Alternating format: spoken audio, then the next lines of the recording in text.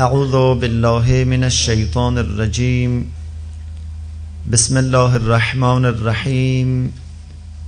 الحمد لله رب العالمین والصلاة والسلام على اشرف الانبیاء والمرسلین سیدنا و مولانا ابی القاسم المصطفى محمد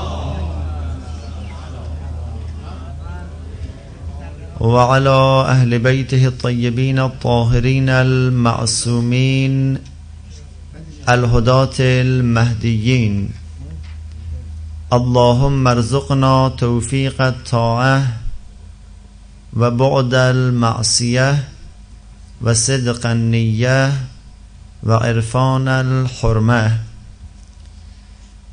دعایی که پیش رو دارید دعایی است منسوب به حضرت مهدی علیه السلام. در این دعا 27 فقره وجود دارد، 27 فراز وجود داره. هر فراز اشاره به یک مطلبی هست که در واقع مؤمن به چه چیزهای نیاز داره، نیازهای شخصی یک مؤمن، نیازهای اجتماعی یک مؤمن چیه. اینها را آقای امام زمان علیه السلام از خدا میخواهند و ما در این روزهای آخر ماه مبارک رمضان این دعا را انشالله که تفسیر اجمالی خدمت عزیزان عرض میکنم. امید است که انشالله نمازگزاران در ختم نمازشان این دعا را هر روز بخوانند و به محتوای اون هم دقت کنند و از ته دلم بخواهند که خدا انشالله که همه دعاهای ما را به هدف اجابت برساند. اولین فقره این دعا این است که اللهم ارزقنا توفیق الطاعه. خدایا روزیمان کن توفیق اطاعت خودت را. هدف از ماه رمضان و روزه ماه مبارک رمضان اطاعت خداست. یعنی یک ماه انسان روزه میگیرد برای اینکه این روحیه در او پیدا بشه که همیشه مطیع پروردگار باشه و این توفیق رو باید خدا به انسان بده. توفیق عبارت است از آماده شدن اسباب. این ماه رمضان را خدا به ما توفیق داده، اسبابش او فراهم کرده. در غیر ماه رمضان این روحیه را نداریم، در غیر رمضان این توفیقات را نداریم. خدا لطف کرده. توفیق میگن فراهم شدن اسباب. خیلی از انسانها بودن استعداد در حد اعلا اما درس نخوندن، توفیق نداشتن. استاد خوب توفیق، محیط خوب توفیق، امکانات خوب توفیق، ذهن آرام توفیق. تمام اینها باید دست به دست هم بدهد تا یک انسان درس بخونه. از خودم به شما بگم، ما کلاس طلبگی را که شروع کردیم 27 نفر بودیم. از 27 نفر تنها کسی که باقی مون خودم بودم. خیلی از کسا بودن که استعدادشون خیلی از بندم عالی‌تر ولی سلب توفیق شد، رها کردن. توفیق رو باید انسان از خدا بخواد. توفیق اطاعت، توفیق نماز شب، توفیق نماز اول وقت، توفیقات دیگر را باید انسان از خدا بخواد. اللهم ارزقنا توفیق الطاعه. خدایا روزیمان کن توفیق طاعت خودت را. 2 و بعد المعصیه. خدا تو روزیم کن که از گناه دور بشم. از گناه دور شدن باید خدا به انسان لطف بکنه. باز آماده شدن محیط خیلی اثر داره. در یک محیط انسان روحیه معنوی داره، در یک محیط هست روحیه معنوی نداره. در یک محیط به طور خودکار دنبال نماز و روزه و اطاعت و عبادته، در یک محیط هی دنبال معصیت است. خدایا تو شرایطی فراهم کن، تو محلی را برای من در نظر بگیر، شرایطی را در نظر بگیر که من از گناه دور بشم. تو دست مرا بگیر. بعضی وقتا به دل انسان خدا میاندازه که برو در فلان مجلس، در اون فلان مجلس میرود، همش اطاعت خداست، از گناه بیزار میشود. ولی بعضی وقتا میره وارد مجلسی میشه که سراسر اون مجلس گناهه. خدایا تو دست مرا بگیر، این توفیق را به من بده که از گناه دور بشم. و بعد المعصیه. 3 و صدق النیه. خدایا به من توفیق نیت صادق بده. نیت صادق این است که انسان نیت میکند یک کارهای خیری را، بعد جامعه عمل میپوشانه. اون نیتی که به دنبالش عمل باشه اینو میگن نیت صادق، نیت راست. ولی صرف این که انسان نیت بکنه ولی عمل نکنه او ارزشی نداره. ولی این لطف خداوند متعال است که میگن در کارهای خیر اگه کسی نیت خیرم بکنه خدا به نیت او هم ثواب میده ها. برعکس اگر نیت گناه بکنه وقتی گناه رو مرتکب نشه خدا برای او عقاب نمی نویسه. اما این از الطاف خداست ها که به نیت خیرم بالاخره ثواب میده. ولی نیت صدق و صادق اون نیت است که به دنبالش عمل باشه. خدای توفیقم بده که وقتی من نیت میکنم کارهای خیر را جامعه عمل بپوشانم. 4 و عرفان الحرمه، خدایا این توفیق را به من بده که من حرمتها را بشناسم. حرمتها یعنی چی؟ مثلا بزرگان حرمت دارن، محاسن سفیدان احترام دارن، علما احترام دارن، پدر و مادر احترام داره، خدمتگزاران جامعه اینا احترام دارن، حرمت دارن. خدای توفیق رو به من بده که من اولا این حرمت ها را بشناسم و به اون عمل بکنم. و عرفان الحرمه مخصوصا نسبت به بزرگان که در همون خطبه شعبانی هم هست که ووقروا کبارکم، بزرگان خودتون را سنگین بشمارید، حرمت اونها را نشکنانید. این از ادب بدوره که انسان جلوی یک بزرگی بخواد بی احترامی بکنه. اینها رو ما باید توجه داشته باشیم. و عرفان الحرمه. 5 و اکرمنا بالهدى والاستقامه، خدایا ما را گرامی بدار به هدایت. در لابلای مباحث تفسیری بحث شده بود که 2 جور هدایت داریم ما. یک هدایت به معنای نشان دادن راه داریم، راه رو نشان میده، میگه مثلا مرکز شهر کجاست، میگه از اینجا برو بیرون، از این خیابان برو مستقیم مثلا به مرکز شهر میرسی. اینو میگن ارائه الطریق، راهنمایی. اما یک وقت هست که ایصال الی المطلوب، دست انسان را میگیره میبره در مرکز شهر، این ایصال الی المطلوبه. خدای ما را گرامی بدار به هدایت، راه را هم به ما نشان بده و هم دست ما را بگیر و به سرمنزل مقصود برسان. دستورات دین را به ما نشان بده، راهنمایی کن و به دنبال آن توفیق استقامت بده. خیلی از دستورات آدم میفهمه اما وقتی که به بنبست گیر میکنه میگه نمیشه. بنده خدای میگه آخر نمیشه، میگیم به نامحرم نگاه نکن، میگه نمیشه. میگیم بابا لقمه حرام میدانی حرامه نخور، میگه نمیشه. با مردم که نمیشه قطع رابطه کرد.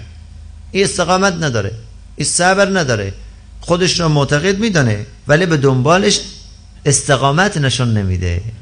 در قرآن مجید داریم ان الذين قالوا ربنا الله ثم استقاموا، اونایی که گفتن الله ربنا پروردگار ماست، ثم استقاموا پشت سرش استقامت کردن، بر اساس اون اعتقاد عمل کردن و قرص و محکم ایستادن. تتنزل علیهم الملائکه، ملائکه بر اینا نازل میشه، یعنی به قلبشون میاندازه. تتنزل علیهم الملائکه الا تخافوا ولا تحزنوا وابشروا بالجنه التي كنتم توعدون. خدایا ما را گرامی بدار به هدایت و به استقامت. 6 و سدد السنتنا بالصواب والحکمه. بعد آقای امام زمان علیه السلام از اعضا و جوارح شروع میکنن و اولین چیزی رو که شروع میکنن، چون ببینین چشم ممکنه گناه کنه، زبان ممکنه گناه کنه، گوش ممکنه گناه کنه، دست ممکنه گناه کنه، پا ممکنه گناه کنه، قلب انسان ممکنه گناه بکنه، خلاصه اعضا و جوارح رئیسه انسان ممکن است گناه بکنه و سرآمد همه اعضا و جوارح در باب گناه زبانه. زبان خیلی مهمه.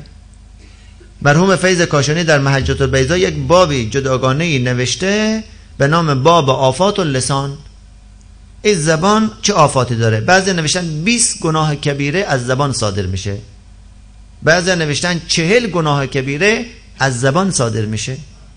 دیشب من روایت رو خوندم خدمت عزیزان که شخصی آمد محضر مقدس پیامبر گرامی اسلام صلی الله علیه و آله و سلم عرض کرد یا رسول الله یک چیزی به من آموزش بدید که تمام اسلام باشه. حضرت فرمودن قل بگو آمنت بالله، من ایمان به خدا آوردم. ثم استقم، سپس استقامت کن بر اساس این ایمان که در این فرازم آمد. بعد عرض کرد که یا رسول الله از چی چیز من پرهیز بکنم؟ خب بالاخره هر دکتری وقتی که دارو میده یه داروی میگه اینا رو بخور، از یه چیزایی هم به اصطلاح ترک کن، نخور. از چی چیزایی پرهیز کنم؟ حضرت اشاره کردن به زبانشان، فرمودن مواظب زبان خودت باش که این زبان اکثر گناهان از این زبان صادر میشه. اون حدیث دیگه هم هست که صبح که میشه وقتی انسان بیدار میشه زبان رو میکنه به اعضا و جواره، به سر و چشم و گوش و اعضا و جواره، میگه حالتون چطوره؟ همه میگن حال ما خوبه، اگه تو ما رو به حال ما بگذاری ها. یعنی دست از دست زبان، اذیت چشم همینجور، گوش همینجور، اعضا و جواره همینجور. اینه که اولین عضوی را که حضرت اشاره میکنن و از خدای متعال میخواهن که خدا توفیقشان بده اینه که خدایا این زبان مرا سد کن، جلو زبان مرا بگیر، مگر اینکه حق بگوید و حکمت بگوید، برخلاف حق نگوید. صواب با صاد به معنای حق بگوید، حکمت هم به معنای علم و دانش. یعنی این زبان چیزی بگوید که به درد خودش و به درد خانواده و به درد اجتماع بخوره، حرف مفت نزنه. و سدد السنتنا بالصواب والحکمه، سد کن، مانع شو. سد میگن جلو آب رو میگیرن، سد مانع شدن، مانع بشه زبانهای ما را به صواب و حکمت، یعنی جز صواب و جز حق و علم و دانش چیزی نگوید. 7. و من بارها عرض کردم این نکته را که عزیزان ما که وقتی جلسات خصوصی دارن، مجالسی برگزار میشه، ببینید از همه جا مطلب میگوین، شما بگویید، مطالب علمی بگین، مطالب شبهات جوانها را مطرح کنید، جو جلسه را بشکنانید. 2 ساعت 3 ساعت از اول تا آخر حرف زده شده، سر و تهش که نگاه کنیم یک کلمه حرف با ارزش در این مجلس توبالا نشده. بعضی از روایات رو بخوانید برای مردم، بعضی از آیات رو برای مردم بخوانید، اصلا سوال مطرح کنید که ایجاد بشود در ذهن جوانان، انگیزه ایجاد بشه برای طرح مسائل علمی. 7.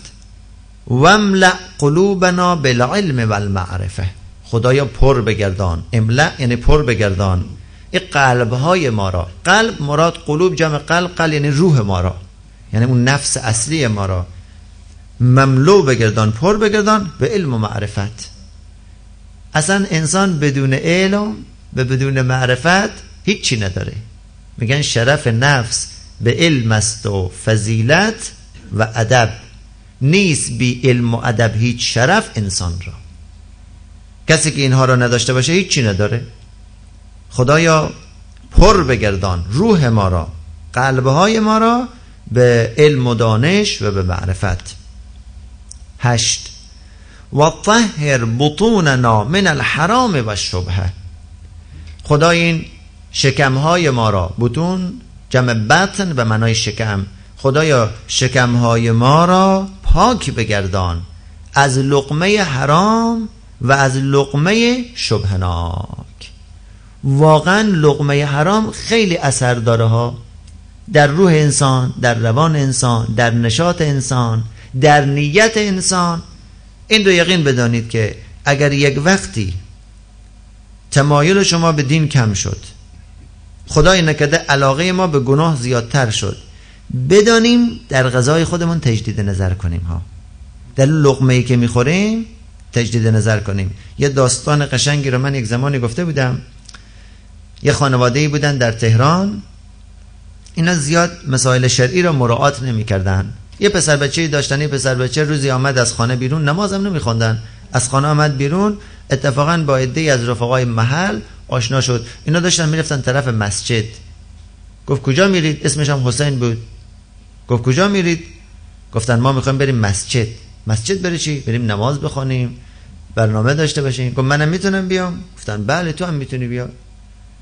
خوشا به حال کسی که توفیق رفیقش بشه.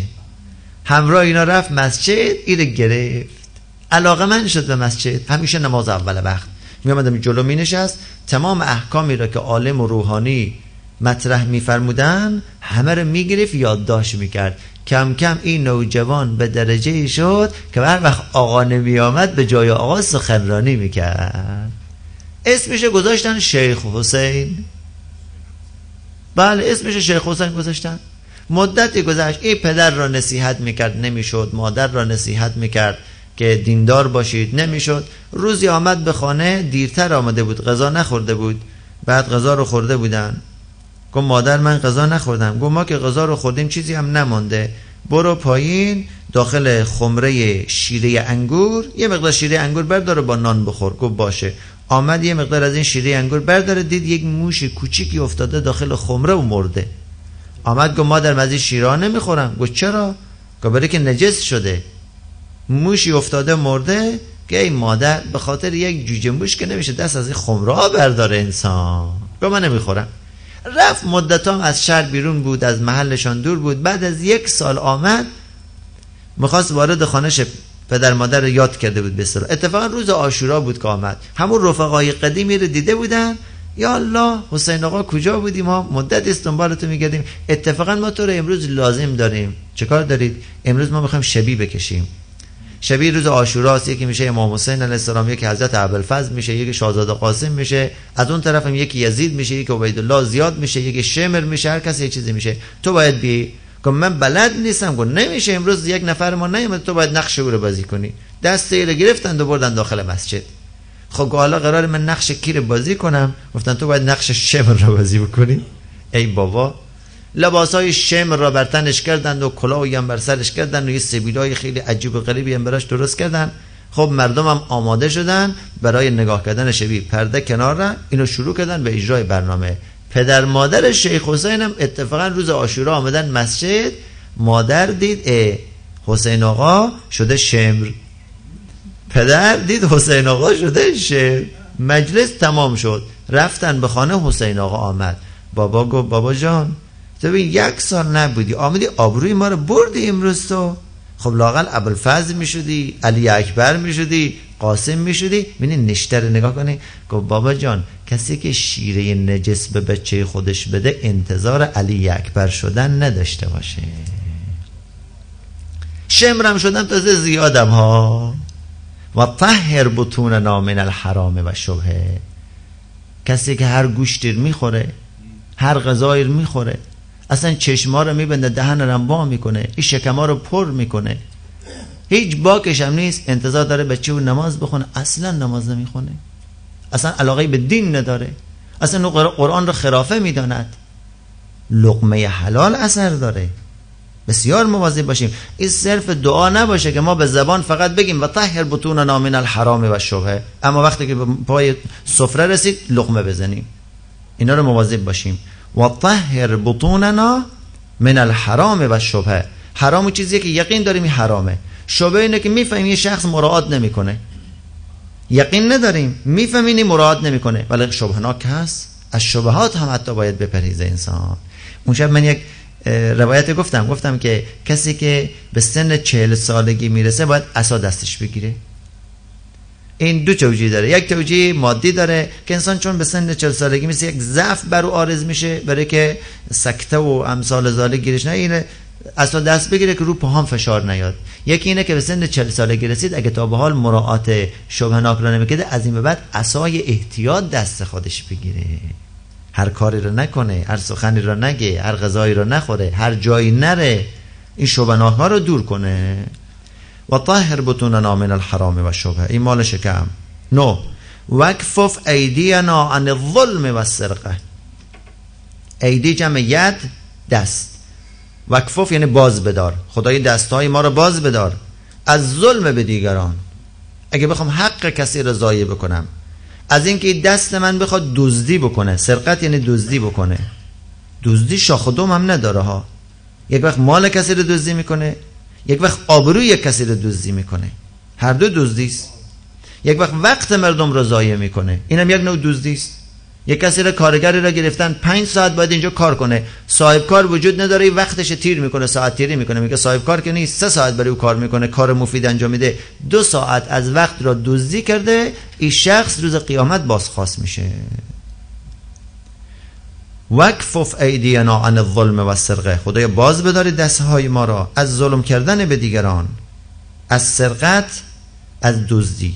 10 وغضض ابصارنا عن الفجور و الخیانه، خدایا کوتاه کن. غض به معنای کوتاه کردن نظر. این توفیق رو به من بده که چشم من کوتاه بشه نسبت به حرام. وغضض ابصارنا، چشمهای ما را، از فجور گناه و خیانت به دیگران. فجور اینه که علنا داره به کوچه و بازار به ناموس مردم نگاه میکنه. خیانت چیه؟ خیانت اینه که رفته داخل خانه زیر چشمی نگاه میکنه، علنا نمیکنه اما زیر چشمی نگاه میکنه به شکلی که ناموس مردم را زیر نظر داره. خدای چشمهای ما را باز بدار، خدای چشمهای ما کوتاه بشه. این وغضات از اون آیه شریفه گرفته شده که و قل للمؤمنین یغضوا من ابصارهم، پیامبر به مؤمنین بگو که چشمشون رو بگیرن، نه که چشمشون رو ببندن ها. ببینید وقتی ما راه میریم دید وسیعی داریم از سرک و خیابان و بازار و محیط، اما یک کمی سرمون رو بندازیم پایین. ما که نمیتوانیم تمام زنهای عالم را با حجاب کنیم، اما توان داریم که چشم خودمون رو بگیریم. هیچ یادم نمیره، شاید 10-15 سال قبل بود، درس حضرت آیت الله العظما مکارم شیرازی استاد بزرگوارمون بود. اونجا قبل از درس ایشان یک پیرمردی بود، ترک زبان بود، از جا بلند شد گفت فرزندان عزیزم، با همون لحن شیرین ترکی خودش گفت فرزندان عزیزم، این سفارش پدر پیرتان را گوش بگیرید. خدای چی میخواد پیرمرد بگه؟ گفت ما اگر بخواهیم بالاخره دینمون را حفظ کنیم نمیتونیم تمام زنهای عالم را با حجاب بکنیم، ولی توان داریم چشممون رو بگیریم. چشمت بنداز پایین. اگر میخوای اعصابت آرام باشه، اگر میخوای ذهنت این طرف و آن طرف نره، لطمه به ایمانت نزنه، که نگاه ناجا تیر شیطان است، النظرة سهم من سهام ابلیس. اگر نمیخوایم چشممون رو بندازیم پایین. وغضض ابصارنا، کوتاه کن چشمان ما را از فجور و از خیانت. به حلال خدا نگاه بکنیم نه به حرام خدا. 11 واسدد اسماعنا عن اللغو والغیبه، خدایا باز اسدد مانع بشه. اسماع جمع سمع، گوشهای ما را از لغو، یعنی حرف بی خود نشنویم. همون جوری که حرف لغو نگوییم، حرف لغو هم نشنویم. والغیبه، غیبه اینه که کسی پشت سر کسی حرفی را بزند که شکست او باشه. بعضی میگن ما پیش روش هم میگیم، خب اشتباهی توجیه نمیشه کرد. غیبت عبارت است از این که کسی از دیگری یاد کنه و چیزی را درباره او بگه که شکستش میشه. قدش کوتاهه، آدم خسیسی هست، کسی را مهمانی نمیده، این سخت گیره، از این قبیل حرفا، اینا همه شکست یک انسانه. آدم حسودیه، اینا شکست انسان است، ولو در او هست. اگر نباشه که میشه تهمت، از غیبت هم بالاتره. نه، در وجود او هست، اگر ما بگیم که شکست یک مؤمن حساب بشه میشه غیبت. خدای گوشهای ما را هم از لغو باز بدار که حرف لغو و بیهوده نشنود، و هم از غیبت باز بدار. آقا همه جوری که غیبت کردن حرامه، شنیدن غیبت هم حرامه ها. اگر انسان بی تفاوت بنشینه و غیبت دیگران را بشنوه، روز قیامت بازخواست میکنن. این که میگن روز قیامت ظالم و مظلوم میبرن جهنم، همینه. این رو متوجه باشیم ها. 12 و تفضل علی علمائنا بالزهد و النصیحه. بعد درباره علما دعا میکنن حضرت، خدایا به علما و دانشمندان ما، به راهنمایان ما اوصافی بده. 2 صفت براشون خیلی مهمه. یکی زهد بیمیلی به دنیاست. 4 دست پا به دنیا نچسبن، که اگر به دنیا چسبیدن نه تنها خودشون رو از بین میبرن، بلکه جامعه رو به فساد میکشن. اذا داریم که اذا فسد العالم فسد العالم، اگر عالم فاسد شد عالم فاسد میشه. نمونهش هم بلعم با اوراس، آمد دل به دنیا داد. دل به چی؟ به ریاست دنیا داد. دور و برش گرفتن تو از موسی چه کم داری؟ تو رئیس بشو ما هم دنبالت میگیریم. آقا چوکی و مقام او رو گول زد، دست از آیات الهی برداشت، به اون بدبختی ها کشونده شد. این زود دل به دنیا ندیم.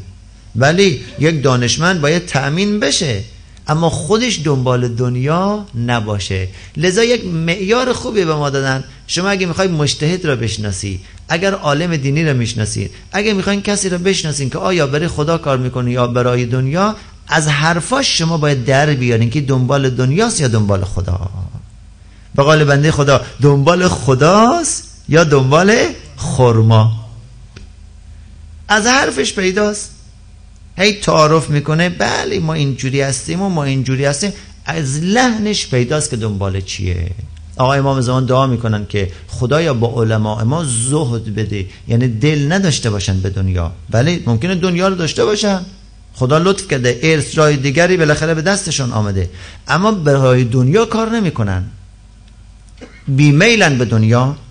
زهد در یک کلمه خلاصه شده و اون این که اگر خدا نعمتی به انسان داد مغرور نشه و اگر نعمت از او گرفته شد خودش نبازه، بازم بگه خدایا شکره. این رو میگن بیمیل به دنیا. و نصیحه یعنی مهربان باشه، دلسوز باشد. عالم آقا اگه دلسوز نباشه نمیتونه برای جامعه کار کنه. عالم اگه فکر خودش باشه، فکر جامعه نباشه، نمیتواند جامعه رو رهبری کنه. یکی از صفات خیلی عالی برای وجود مقدس و نازنین پیامبر گرامی اسلام صلی الله علیه و آله و سلم در نهج البلاغه آقا امیرالمومنین علیه السلام نقل میکنن اینه: طبیب دوار به طبیه. پیامبر اسلام طبیب است، اما چه طبیبی؟ طبیب دورگر. مطب باز نکرده که مراجعین به او مراجعه کنن پول بدن او رو بپذیره، نه، خودش بکسش گرفته دنبال مریضا میگرده، میگه تو مریضی بیا من تو رو مداوا کنم. اینو میگن دلسوز. ان العلماء ورثه الانبیاء، علما وارث انبیا هستن، قدم جای انبیا گذاشتن، باید دلسوزی رو نسبت به مردم خودشون چی داشته باشن. لذا آقای امام زمان دعا میکنن خدایا و تفضل، لطف کن، تفضل یعنی لطف کن، علی علمائنا، بر دانشمندان ما، به زهد و نصیحه، به اینا زهد بده و نصیحت، مهربانی. 13 و علی المتعلمین بالجهد و الرغبه، خدایا با آموزگاران، اون دانشپژوهان، به دانشجوهان، اون بچه هایی که متعلمن، درس خوانن، یا کسی ممکنه سنش بالا باشه درس خوانن، خدایا به اینا جهد و رغبت بدی. دو چیز اگر بود انسان زود ملا میشه، یکی سعی و تلاش و کوشش که حتی از استعدادم مهمتره. خیلی هستن استعداد بالایی دارن ولی پشتکار ندارن، اینا به جایی نمیرسن. اما بعضیا پشتکار دارن، در اثر پشتکار اون استعدادم اگر کم باشه بالاخره به جایی میرسن. هر کدوم ما در زندگی اینا رو دیدیم. لذا حضرت دعا میکنن که خدایا به متعلمین ما، به دانشجویان ما جهد، نهایت کوشش را بده و رغبت یعنی با میل باشه. کسی که با میل بیاد دنبال یک چیزی میگیره، اما اگر به زور رو رسوندن بشین حالا یک نیم ساعت دیگه بشین چی میشه، این هیچ وقت به جایی نمیرسه. اما اگر خودش با عشق و سوز رفت دنبالش به دست میاره. 14 و علی المستمعین بالاتباع والموعظه. ببینید معذرت میخوام، در هر جلسه ای مردم دو گروهن، بعضیا آمدن واقعا چیز یاد بگیرن، اینا میشن متعلم، حواسشون جمعه، دفترچه در جیبشونه، خودکارم از تا فوراً یادداشت میکنن. خب چی شد؟ سوال خلق میشه فوراً یادداشت میکنن. بعضیا نشستیم خب چی شد؟ والله فعلا که به خانه چکر میزدیم، حواس ما اینجا نبود. اینو میگن مستمع، آمده یه چیزی بشنوه، در صدد تعلیم نیست، در صدد یادگیری نیست. آقای امام زمان علیه السلام برای همینام دعا میکنه، با همینایی که در صدد علم نیامدن، حالا یک چیزی به گوش اینا خورده، خدایا به اینام توفیق اتباع بده، همین چیزی رو که شنیدن عمل کنن، پیروی کنن. و علی المستمعین، شنوندگان، بالاتباع، پیروی بکنن، والموعظه یعنی این موعظه‌ای که میشه در اونا اثر بگذاره. 15 و علی مرضى المسلمین بالشفاء والراحه، خدایا مرضا جمع مریض، خدایا به مریضان جامعه اسلامی شفا بده، اینا از این کسالتی که دارن خوب بشن. و راحه، وقتی مریضیشون رد شد راحت میشن. میگن که یک انگشت انسان درد کنه تمام اعضای بدن در حال درد هستن، ناراحتن، راحتی ندارن. یه دندان درد میکنه انسان خوابش نمیبره، اما وقتی دندان خوب شد بدن راحت میشه. خدایا به مریضان جامعه اسلامی شفا بده و به دنبالش راحت بشن. 16 و علی موتاهم بالرأفت و الرحمه. خدایا نسبت به مردگانشان رؤوف باش، مهربان باش، با اونا سخت نگیر. واقعا خانه قبر سخته. از شب اول قبر حساب کنین، از فشار قبرش حساب بکنین. فشار قبر یعنی چی؟ آقا بعضی وقتا انسان در زندگی بر یک کسی دیگر اونقدر سخت گرفته که طرف در یک به اصطلاح منجلابی گرفتار شده، در یک زیغی قرار گرفته که بنده خدا رو خوابش نمیبره. مثل یک طلبکار دنبال بدهکار، یا بدی و به پلیس زنگ میزنم. طرف در فشار حیرانه چیکار کنه؟ تو در دنیای جور کردی، در خانه قبرم فشار قبر معناش همینه. چند چیز باعث فشار قبر میشه. بد اخلاقی باعث فشار قبر میشه، حرف زخم زبان زدن باعث فشار قبر میشه، سخنچینی باعث فشار قبر میشه. سخنچینی یعنی چی؟ یک گناه شده، یک گناه رو هی شما این بر ببر او بر ببر به جای دیگه نقل کن، شایعه پراکنی باعث فشار قبر میشه. یکی از چیزایی که باعث فشار قبر میشه بی‌مبالاتی در بهداشته. کسی که نظافت بدن خودش، نظافت خانه خودش خوب مراعات نکنه باعث فشار قبر میشه. خلاصه عالم قبر عالم مشکلاتی است. خدایا بر علی موتاهم، بر مردگان مسلمین لطف کن. رأفت یعنی رؤوف، مهربان باش. و رحمت، نه تنها اونا رو ببخش بلکه به اونها لطف کن، رحمت شامل حالشون کن. بعد حضرت وارد میشن، به پیرمردان دعا میکنن، به جوانان دعا میکنن و به زنان دعا میکنن. این سه فراز رو خوب توجه کنید. پیرمردا چی لازم دارن؟ اونایی که پا به سن گذاشتن چی لازم دارن؟ وقار، سنگینی، ابهت، عظمت. باید به چشم فامیل عظیم باشن، همه از اونا حساب ببرن، به اصطلاح همسر از اونا حساب ببره، بچه‌ها از اونا حساب ببرن، همسایگان همینجور، زیر دستان از اونا همینجور حساب ببرن. خدایا و علی مشایخنا، مشایخ جمع شیخ، شیخ به معنی بزرگ. شیخ به کسی که سنش زیاده شیخ میگن، کسی که علمش زیاده شیخ میگن، کسی که ثروتش زیاده به او شیخ میگن. این شیوخ عرب که میگن اینا نه که علم دارن، اینا یعنی پول دارن. کثیر المال شیخه، کثیر العلم با عالم دینی هم میگن شیخ چون علمش زیاده. به او کسی هم که پیرمرد میگن شیخ فرتوت، یعنی شیخی که بازنشسته شده. و علی مشایخنا، بر پیرمردان ما، بالوقار، وقار از ماده وقر یعنی سنگینی، وقار بدی به اینها. و سکینه، آرام باشن، زود عصبانی نشن، نه تنها آرام باشن دیگران رو آرام بسازن. بالوقار و سکینه. 18 و علی الشباب بالانابه و التوبه. خدایا به جوانان، شباب یعنی جوان، خدایا به جوانان ما توفیق انابه، ناله بده. چون جوانان ممکنه گناه کنن، اما چیزی که آبی است که این گناه را میشوید، ناله در خانه خداست. انابه، بیان در خانه خدا رو بزنن و توبه بکنن، از گناهشان توبه بکنن. چون جوان در معرض خطاست، باید توفیق توبه همیشه داشته باشه. 19 و علی النساء بالحیاء والعفه. خدایا به زنان ما چی بده؟ حیا بده. خدا نکنه که حیا از چشم زن دور بشه، پناه بر خدا. و اتفاقا خداوند متعال اینقدر لطفش زیاده که از همون بد و ولادت حیا را در فطرت زن قرار داده. لذا شما نگاه کنید که به یک خانه میرید، معمولا کشورهای آسیایی، کشورهای اسلامی، دخترها پیش شما نمیان. پدر مادرم نگفتن، خود دختر حیا داره، آمده در باز کرده، بابات خانه دست اینجوری گرفته که کسی موی سرش نبینه. هی شرم داره، حیا داره. در طبع زن خدایی را قرار داده. برای چی؟ برای که زن بدنش لطیفه، به تعبیر مرحوم آقای مطهری زن مظهر جمال است، مظهر زیبایی است. این لطفی است که خدا به زن داده و به مرد نداده. این را این زیبایی باید پنهان بمانه. اشیاء گران قیمت را پنهان میکنن، جلو در معرض دید همه قرار نمیدن که هر کس و ناکسی به او دست برد ببرد. چون این نیاز داره، خدا حیا را در او قرار داده. لذا در یک روایتی داریم که حیا را خداوند متعال 10 قسمت کرده است، یکیش به مرد داده، 9 تا را به زن داده. اما گاهی جو جامعه جوری می شود، زندگانی ها جوری می شود، مجالس گناه جوری می شود که این پرده حیا دریده میشه.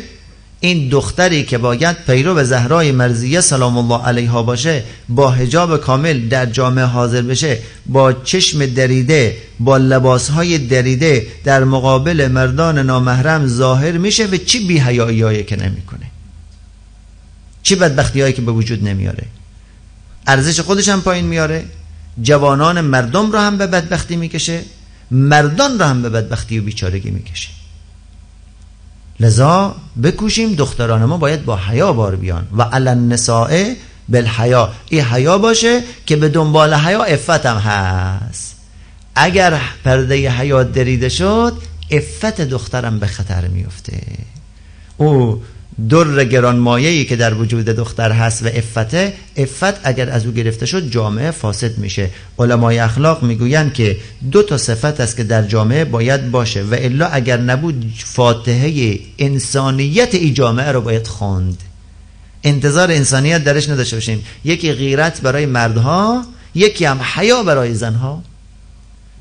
این امام معصوم، آقای امام زمان علیه السلام، به عنوان طبیب روحانی، به عنوان کسی که از همه رموزات وجودی انسان خبر دارد، از خدا میخواهد خدایا و علی النساء بالحیاء والعفه، خدایا به زنان ما حیا بده، عفت بده. خدا حیا داده، یعنی توفیق بده که اینا حیای خودشون رو حفظ بکنن. البته مردم باید حیا داشته باشه، مردم نباید چشم دریده باشه. هم زن نیاز داره، هم مرد نیاز داره. بی حیایی نکنن. متاسفانه روز به روز که جامعه پیش میره، شما فکر نکنی که آلمان اینجوره، در جای دیگه هم اینجوره. من خودم شخصا کمتر مجالس عروسی میرم، بله تا اون جایی که به بنده مربوط هست از دست من کاری برایت انجام میدم. اگر عقد دارن با کمال میل، دعایی دارن با کمال میل، اما بیشتر از اون دیگه واقعا یعنی صلاح نمیدونم. در یک مجلسی در مشهد مقدس بود، از ما خواستن، گفتم آقا جان من مجلسی میام که معصیت در اون نباشه.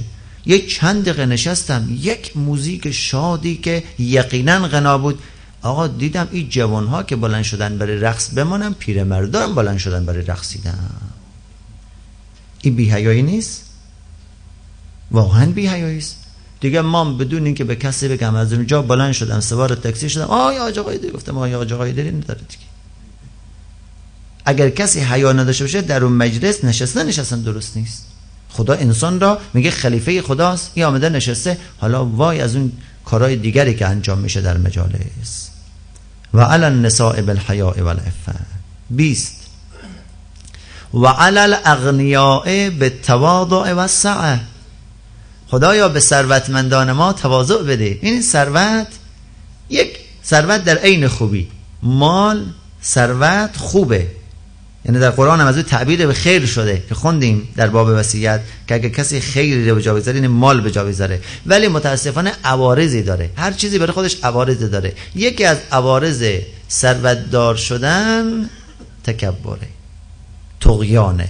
کلا ان الانسان لیطغی ان رآه استغنا. همین که خودش بی‌نیاز دید، بله دیگه ما همه چیز داریم، به کسی نیاز نداره، ان رآه استغنا، این طغیان میکنه.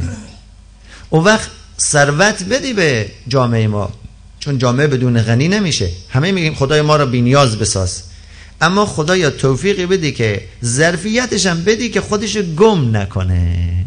لذا به ثروتمندان ما تواضع بده، دستشان هم باز باشه، سعه به اینها لطف کن، دلشان هم بزرگ بشه. و علی الاغنیاء، بر اغنیا و ثروتمندان ما تواضع بده، وسعت بده، بیشتر از اینام بده، ولی در کنارش تواضع هم داشته باشن. 21 و علی الفقراء بالصبر والقناعه. خدایا به فقراء ما، به نیازمندان ما توفیق صبر بده، توفیق قناعت بده. یعنی هر دو امتحانه، هم مال امتحانه، خدا مال را میده، در کنارش امتحان میکنه که طرف ببینه آیا جفت و لگد میزنه یا نمیزنه. بعضی هم فقیر قرار میده که اینا از خدا گلایه میکنن یا نمیکنن. بعضی که علنا گلایه میکنن، خدا دیواری از ما کوتاه‌تر ندیده است، حالت چطوره؟ نگو. مثل اینه که آسمان سوراخ شدم تمام بلاها بم خانه ما وارد شده. آخه چرا گلایه میکنیم از خدا؟ صبر داشته باشیم. ما به جای این یه حرفی بزنیم که درد ما رو دوا نمیکنه. آیا این عقده دل ما خالی میشه؟ بدتر ناراحت میشیم. باید صبر داشته باشه انسان. هیچ کس فقیر نمونده، به هیچ کس هم ثروتمند نمونده است. بگذرد این روزگار تلختر از زهر، بار دیگر روزگار چون شکر آید. هرچی باشه روزگار واقعا میگذره، اما باید امتحان الهی درست پس بدیم. لذا حضرت دعا میکنن برای فقرا و علی الفقرا، به فقیران جامعه، اونایی که از بعد اقتصادی مشکل دارن صبر بده و قناعت. بیشترین مشکلات جامعه از اینه که قناعت نداره. این خواهر رفته به خانه خواهرش آمده، به قول خود خانم ارتم و پرتم. ای خانم چی شده؟ هیچ صحبت نمیکنه. خانم غذا پخته کردین؟ او آشپزخونه من غذا بریم به خودتون درست کنه. ای بابا چه کار شده؟ هیچ هم زندگی شد. خانه خواهر من نگاه کن چقدر قالیای عالی خریده، تو هیچ چی برای ما نخریدی. این قناعت نداره. این دیگه شرایط شوهر خودش مقایسه با اون نمیکنه، هم صرف ظاهر رو میبینه. بیشترین مشکلات در جامعه از این ناحیه شروع میشه. برعکسش هم هست دیگه ها. یک وقت خانم‌ها دیگه نگن که بعد خانم‌ها از اون طرفم این آقا رفته بود خانه آمده، این هم شد زندگی سلیقه رو دیدی چی غذاهای پخته کرده، اما تو فقط غیر از آبگوش چیزی بلد نیستی درست کنی. این باید از این طرف بهانه‌گیری میکنه. بابا او خانه او شرایطش فرق میکنه، خانه او هر نوع امکاناتی هم هست، دستش هم بازه. این بیچاره با این امکاناتی که کمی آورده از آبگوش که بهتر نمیشه درست کرد. سیب رو که از بید نمیخوان، سیب رو از درخت سیب میخوان. قناعت نداره، زن بهانه میگیره، مرد بهانه میگیره. لذا حضرت دعا میکنه خدایا به جامعه این فقیر ما هم صبر بده هم قناعت بده. 22 و علی الغزاة بالنصر والغلبه. خدایا غزات جمع غازی، مجاهد، جنگجو. غازیان افغان فیلمی داشت. به جنگجویان ما، اونایی که در راه کشور، در راه جهاد مبارزه میکنن، خدایا به اینا توفیق نصر، پیروزی و غلبه بر دشمن را بده، اینا بر دشمنان پیروز بشن. 23 و علی الاسراء بالخلاص والراحه. خب از اونجایی که ممکنه جنگ اسیر هم داره، تعدادی از مؤمنین اسیر بشن، خدای او اسراء جامعه اسلامی هم که به دست دشمن افتاده، به اینام توفیق آزادی بده، خلاص بشن و راحت بشن. 24 و علی الامراء بالعدل و الشفقه. یکی از چیزهایی که در جامعه ضرور هست و لازمه، یک امیری، فرمانداری که برای که جامعه را نظم بده. میگن که الملک یبقا مع الکفر ولا یبقا مع الظلم. جامعه با کفر اداره میشه ولی با ظلم اداره نمیشه. و جامعه که رهبری در رأس نباشه و پراکندگی باشه، این به حق او ظلم میکنه و به حق او ظلم میکنه، بدبختیایی که ما امروز در افغانستان میبینیم و در گذشته هم دیدیم. جامعه ما خدا زمین خوب داده، استعدادهای خوب داده، فقدان رهبریه که ملت ما داره رنج میبره. امیر عادلی نداشتیم. ما نمیخوایم خدا نکرده به عزیزان فعلی توهین بکنیم. یک چیزی است که دستور وظیفه شرعیه که باید گفت. هر کسی که بیاد در رأس جامعه قرار بگیره، این چند تا صفت باید داشته باشه. یکیش عدل است، عدالت باید داشته باشه. عدالت یعنی حق را به حقدار رسوندن. لذا یکی از ویژگی‌های حکومت اسلامی اینه که در حکومت اسلامی هر رعیتی، هر کسی که در زیر پرچم اون حکومت زندگی میکنه باید به حق خودش برسه، رشوه خواری نباشه. وقتی صبح مراجعه میکنه دو دستی کارش انجام بدن و الا اگر نباشه عدالت در این جامعه نیست. لذا امام زمان علیه السلام دعا میکنن که و علی الامراء بالعدل و الشفقه، خدایا با امراء ما، سردمداران ما، رهبران سیاسی ما عدل بده، یعنی عادل باشن و مهربان باشن با مردم خودشون فراموش نکنن. از اول که وارد افغانستان شدن به فکر خرید و ملک و املاک برای خودشون نباشن، صدها جریب زمین را انباشته کنن برای روز مبادا که به دردشان بخوره، به این فکرها نباشن، به فکر بازسازی کشور باشن، به فکر ساخت و ساز مردم باشن، به فکر اخلاق مردم باشن، به فکر آموزش و پرورش مردم باشن، خودشون به زمین رو فراهم بکنن. اگر عدالت بود میشه. لذا در مذهب ما اینه که یک امام جماعتی هم که برای یک نفر اگر امامت میدهد باید عادل باشه. این یک نوع رهبری است. لذا ما اجازه نداریم که پشت سر هر کسی نماز بخوانیم. و علی الامراء بالعدل و الشفقه. 25 و علی الرعیت بالانصاف و حسن السیره. خدایا به عامه مردم ما هم انصاف بدی. انصاف چیه؟ مثلا فرض کنید این مجلس پریشب را ما مثال میزنیم، از اول تا به آخر زمانش شما در نظر بگیرین، شرایطش در نظر بگیرین، چقدر خون جگر خورده شده، تمام عزیزان بسیج شدن در قسمت روشنایی، در قسمت پذیرایی، اول جلسه آخر جلسه، از اول ماه رمضان برنامه‌ریزی شده. تمام اینها را یک کسی بیاد نادیده بگیره بگه او فلانی چرا بیخود خواند، فلانی چرا اینجوری کرد، این واقعا دیگه بی‌انصافی است. در هر چیزی انصاف شرطه. در یک روایت جالب این روایت رو بشنوید. روایت جالب است که سید الاعمال ثلاثه، آقای تمام اعمال سه چیزه. یک الانصاف. انصاف اینه. انصاف یعنی اینه که درباره کسی اگه خواستید قضاوت کنین خودتون رو جای او قرار بدین، اون وقت قضاوت کنین. اجعل نفسک میزانا فیما بینک و بین غیرک. آقا امیرالمومنین علی علیه السلام میفرمایند، میگن خودتو جای او قرار بدی بعد قضاوت کن، بگو بد آدمیه، تو شرایط او رو داشته باش، اگه تو مثل او نمی بودی وقت درسته. این چرا اینجوری میکنن، این رهبرا اینجور میکنن، این دکترا اینجورن، این روحانیون اینجورن، اینا اینجورن، تو خودت رو جای او قرار بده.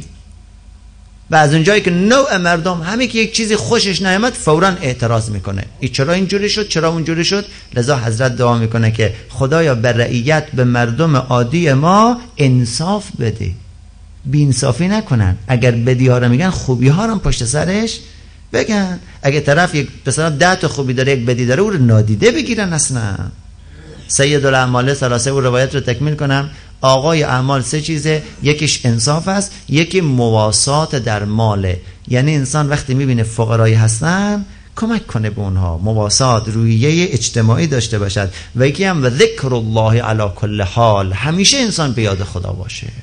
و علی الرعیت بالانصاف و حسن السیره. یکی از چیزهایی که در بین جامعه لازمه برخورد خوشه، خوش اخلاقی است.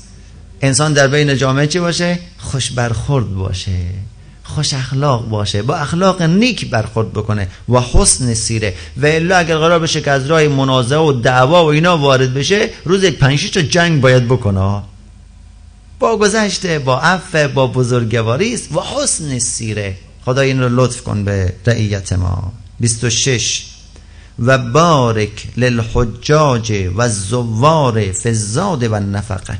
خدایا حجاجی هستن که اینا آماده رفتن به زیارت خانه‌ات هستن، اینا زائران کوی تو هستن.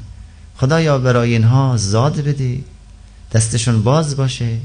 نفقه خرجی راه، خرجی خانواده. زاد خرجی راه رو میگن، نفقه خرجی خانواده. لطف کن مبارک کن برای حجاج و برای زوار. زائر، زوار جمع زائر. برای اینها هم زاد سفر عنایت کن و هم نفقه بده که خانوادهشون در تأمین باشن.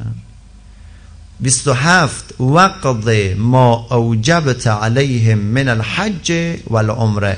خدایا تو مقرر کن، اقضا تو باید امضا کنی. خدایا اگه تو امضا نکنی، یک کس ممکنه یک عمر آرزوی مکه داشته باشه اما موفق به رفتن نشه. خدایا تو باید پای پاسپورت های ما رو امضا بکنی. وقضی حکم کن، وقضی حکم کن. چرا؟ ما اوجبته، او چیزی رو که واجب کردی بر این مؤمنین که اون چیه؟ یکیش حج است، یکی عمره. حج همون ایام به خصوص ذی‌حجه است، عمره در طول سال میتونه انسان عمره انجام بده. بعد در آخر هم آقای معظم عرض میکنن که به فضل که خدای ما اینایی که گفتیم طلب نداریم از تو، خدای اینا رو که ما میخوایم از تو ما هیچ طلبی نداریم، چون اعمال ما ناچیزه. به فضل که و رحمت که یا ارحم الراحمین. نسألك اللهم و ندعوك باسمك العظیم الاعظم الاعز الاجل الاکرم یا الله یا الله یا الله یا الله یا الله یا الله یا الله یا الله یا الله یا الله. پروردگارا تعجیل در فرج آقا امام زمانمون مرحمت بفرما. خدایا دعاهای امام زمان را نسبت به ما مستجاب بفرما. خدایا همیشه ما را مشمول دعاهای امام زمانمون قرار بده. خدایا مرضای مسلمین شفای عاجل عنایت بفرما. خدایا دلهای ما را به یکدیگر رؤوف و مهربان بفرما.